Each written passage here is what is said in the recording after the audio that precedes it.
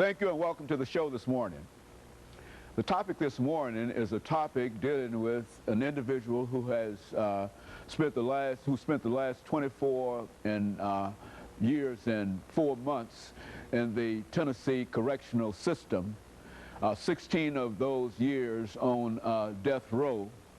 And of course we're talking about Mr. Richard Simon, who is partially visually impaired.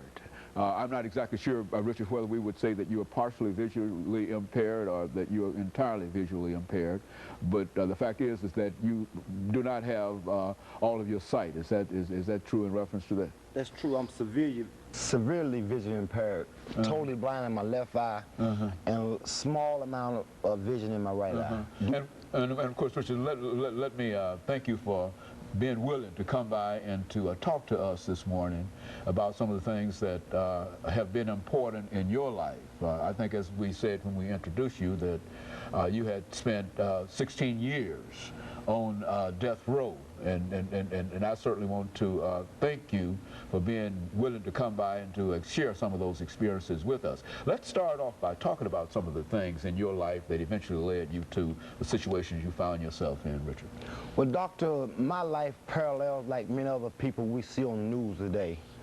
You start out as a young kid being rebellious, you know, trying to have some fun, and before you know it, you know, you done got out of control. You have no self-respect, no respect for the law, no respect for your parents. Because I was raised by a single parent. My father died when I was 5 years old.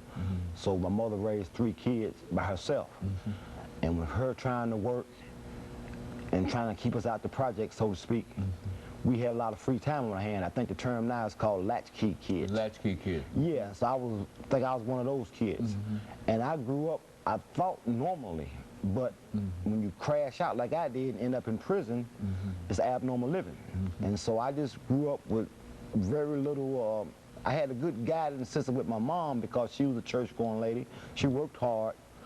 But with me being, I guess, a young man with no role model in the house, so to speak, because my mother never remarried, I was kind of fending for myself, looking for role models. And a lot of times, as this rapper always say, that a young child's eyes catch light like glitter catch glue. You know what I mean? And when you got a young kid trying to find something to do, trying to find his identity, he's going to flock whatever's fascinating to him. And I spent a lot of time in Chicago looking out the window, watching the streets, watching the sounds. So you were born in Chicago? Well, I apologize. Yes, I was raised in Chicago. I was born in North Carolina, but my family migrated to Chicago in the early 60s. So I spent a lot of time on the west side of Chicago, watching the sound, smelling the sound, and all the kind of stuff, just in inner city life. And I was growing up, it was fascinating to me because my mom would always have us in the house when the street lights came on. So a lot of my time was spent out looking out the window, watching people go, watching people come, and you get to see stuff you thought was good. It may have been flamboyant, it may have been loud, but in hindsight, it wasn't good. But when you're a young child growing up, you say, okay, this is what a man is. Because you see males out in the street. You know, it took me a long time to realize the difference between a male and a man. But at the time, I thought a man was somebody who had a pocket full of money, had a big car, do what he wanted to do, that kind of loud talking, smoking, cussing. Impression of a young child, a young kid. Yeah, I was twisted because I didn't really understand that the people out in the street was doing something out of necessity, not out of desire. And here I was growing up to desire to be a part of street life, which is bad on my part, but that's how we get caught up. You don't know. And I think my mom, being a single parent, I would listen to her, but I had convinced myself, couldn't no woman tell a young man how to be no man, because she got me in the house when the sun come in, she got me doing this and doing that, and all the other men I see were doing what they want to do. So I would listen to her and be respectful, but all the time, I'm waiting for my chance. When she turned the corner, I'm going the other way, see what I can get into.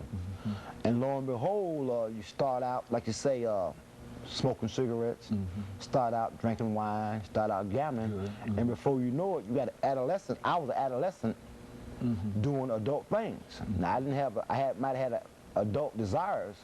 I didn't have adult intellect. And it got me in a lot of trouble because, you know, I started drinking, I started gambling, started using drugs, smoking weed and that kind of stuff. And before you know it, I had lost sight of who I was and who I wanted to be. When I was around my family and my folks, I was one way. As soon as the light was out, you know, it was like I was Dr. Jekyll, Mr. Hyde. And I got caught up basically playing both sides against the middle. And man, when people say, when did you realize you was messed up? I woke up in jail. Okay, well, Richard, let us stop right at that point for our first commercial break, after which we'll come back and we'll pick up at that particular point. And we'll be back with you following this very, very short commercial break.